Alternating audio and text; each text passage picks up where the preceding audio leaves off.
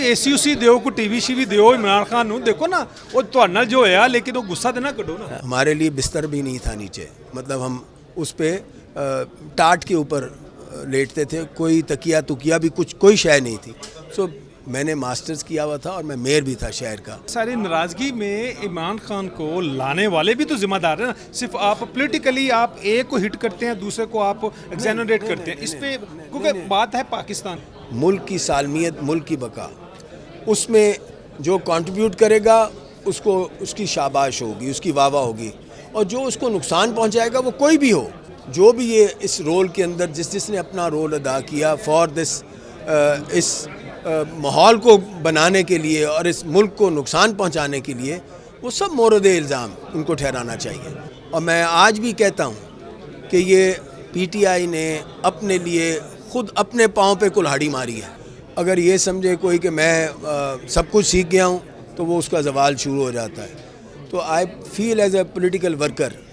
कि हमें उससे माजी से सबक सीखना चाहिए। अच्छा, बिल्कुल। वज़ीर-ए-आज़म के कोऑर्डिनेटर ख्वाजा अहमद हसन हमारे साथ मौजूद हैं, किसी तारीफ़ के मोहताज नहीं हैं, सियासी तौर पर बहुत मुतहर्रिक हैं, जबकि लाहौर की सियासत और बलदियाती सियासत के हवाले से उनका एक ख़ास उनका ये एक एक्सपर्टी है। लाहौर के लॉर्ड मेयर भी रहे हैं। अब इनकी हुकूमत का एक दिन रह गया, इनसे जानने की कोशिश करते हैं कि क्या खोया क्या पाया। खान साहब, बहुत शुक्रिया आपका। अब आपको जो है कोई खुशी है या हम आपको कोई मुबारकबाद दें कि अटक में आपके एक दोस्त आपकी पार्टी के वो अटक में मौजूद हैं, खुश हैं, दुआएं कबूल हो गई? बिस्मिल्लाहिर्रहमानिर्रहीम। मुझे कोई ऐसी खुशी नहीं है जी, क्योंकि ये देखिए, ये तो मैं समझता हूँ कि जो किया है वो भरा है, जो एक मामला थे। लेकिन सच्ची बात यह है कि मुझे कोई ऐसी खुशी नहीं है कि वो वहाँ चले गए। अल्लाह करता कि वो वहाँ ना जाते और ऐसा मामलात ना करते जिसकी वजह से उन्हें वहाँ जाना पड़ा। और मैं समझता हूँ यही हम सब के लिए भी एक सबक है कि हमें इस मुल्क ने बहुत कुछ दिया है, पाकिस्तान ने हमें बहुत कुछ दिया है, काश हम इसके लिए कंट्रीब्यूट कर सकें और सही मानों में जेन्युइनली हम इसमें अपनी इनपुट दे सकें, पॉजिटिव इनपुट दे सकें और इसको कंस्ट्रक्टिव तरीके से इस मुल्क को आगे लेके चल सकें। और मैं ये समझता हूँ कि इस साल सवा साल में आप देखिए, प्राइम मिनिस्टर मोहम्मद नवाज शरीफ ने जिस तरीके से इस एक बहुत ही डिफ़िकल्ट सिचुएशन जिसमें में थे, आप लग रहा था जनाब किसी वक्त भी डिफ़ॉल्ट हो जाएगा मुल्क, वहाँ से उन्होंने ट्रांसफॉर्म किया। और फिर एक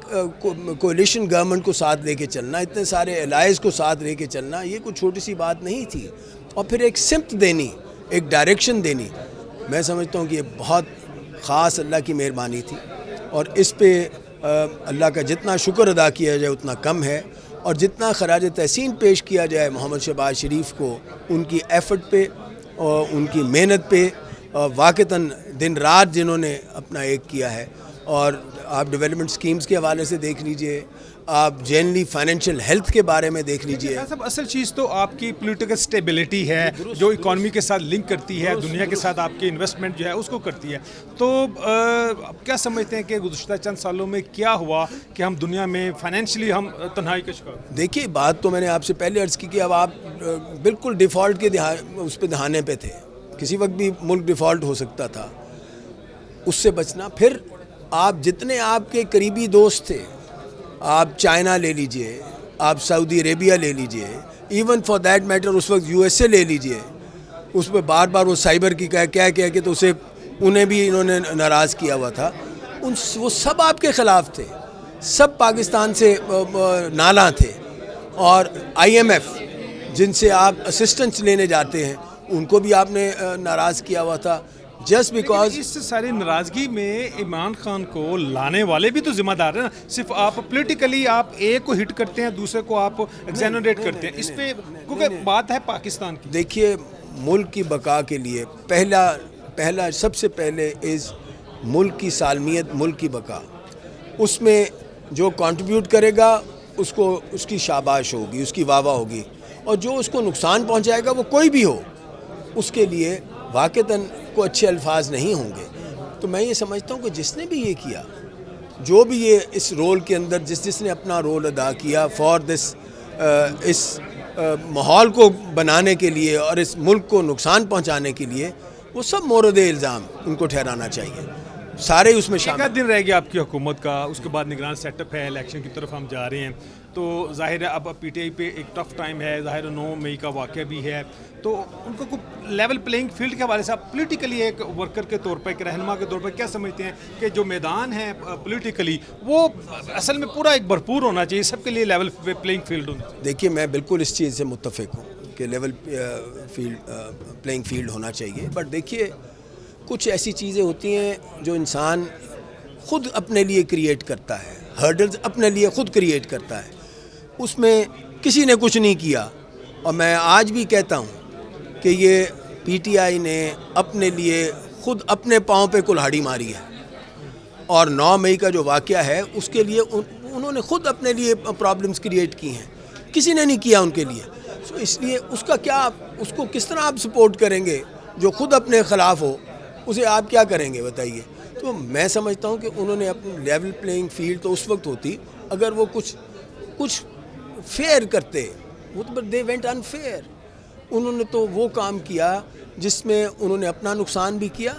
ملک کا نقصان بھی کیا، اور اپنی فیوچر جنریشن کا بھی نقصان کیا۔ سمجھتے ہیں کہ پاکستان کی ترقی کی جو ضمانت ہے وہ پاکستان پیپلز پارٹی اور پاکستان مسلم لیگ نون ہے، جو کل